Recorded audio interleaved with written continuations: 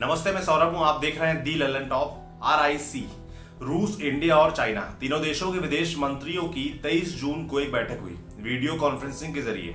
हर साल होने वाली इस मीटिंग को इस बार होस्ट किया रूस ने। चीन की तरफ से उनके विदेश मंत्री वांग यी मीटिंग में शामिल हुए।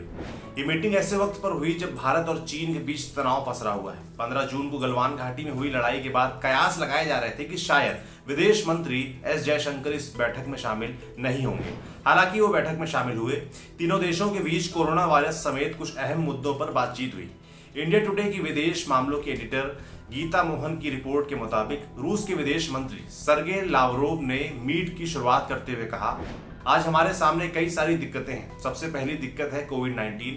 ये महामारी लोगों की जान लेते जा रही है। इसका दुनिया की इकोनॉमी और राजनीति पर नकारात्मक असर पड़ रहा है। फिर भारत ने क्या कहा? द्वितीय विश्व युद्ध, सेकेंड वर्ल्ड वॉर के समापन और यूनाइटेड नेशंस के फाउंडेशन की 75वीं वर्षगांठ मनाने के लिए विशेष RIC मीट आयोजित की गई थी। S जयशंकर ने अपने संबोधन की शुरुआत भी इसी बात से की। विदेश मंत्रालय की वेबसाइट पर जयशंकर के ओपनिंग रिमार्क की जानकारी दी गई है। उसके मुताबिक उन्होंने मीट में अंतर्राष्ट्रीय कानून का सम्मान करने, सहयोगियों के वैध हितों को अहमियत देने और साथ मिलकर काम करने पर जोर दिया। ये सारी बात उन्होंने चीन के मंत्री के सामने कही। जयशंकर ने शुरुआत करते हुए कहा, नाजीवाद और फांसीवाद पर कई देशों के बलिदान के बाद जीत मिली थी। भारत ने भी महत्वपूर्ण योगदान दिया था। 2.3 मिलियन यानी कि 23 लाख नागरिक हथियारों के साथ शामिल हुए थे। वहीं 14 मिलियन नागरिक वॉर प्रोडक्शन में थे। विश्व के युद्ध क्षेत्रों में भारतीयों का रक्त बहा। तोब्रुक, एल अलामीन और मोंटे कैसिनो से लेकर सिंगापुर, कोहिमा और बोर्नियो तक हमने पर्शियन कॉरिडोर और हिमालयन हम दोनों ही जगहों से जरूरत के सामानों की सप्लाई जारी रखी थी। अगर भारतीयों को order of the red star दिया गया तो डॉक्टर कोटनिस ने मेडिकल मिशन को लीड किया। वो चीन में एक लेजेंड है। जब जीतने वाले आगे के वैश्विक आदेशों को बनाने के लिए मिले तो उस वक्त की राजनीतिक परिस्थितियां ऐसी रहीं कि भारत को उचित मान्यता पहचान नहीं दी गई। यह ऐतिहासिक अन्याय 75 वर्षों तक गलत ही बना रहा, जबकि दुनिया इतने सालों में काफी हद तक बदल गई। जयशंकर ने आगे कहा, यूनाइटेड नेशंस ने 50 सदस्यों के साथ शुरुआत की थी। अब उसमें 193 सदस्य हैं। हम RIC देश वैश्विक एजेंडा को आकार देने में सक्रिय भागीदार रहे।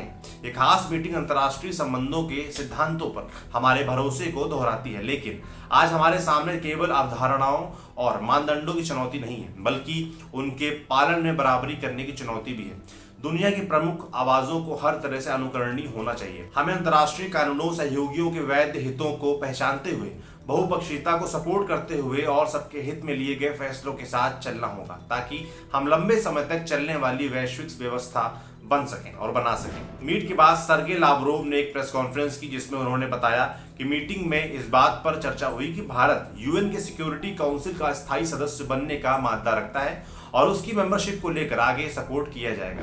सर्गे से इंडिया चीन के बीच चल रहे तनाव को लेकर भी सवाल किया गया तो उन्होंने कहा, मुझे नहीं लगता कि भारत और चीन को बाहर से किसी की मदद की जरूरत है।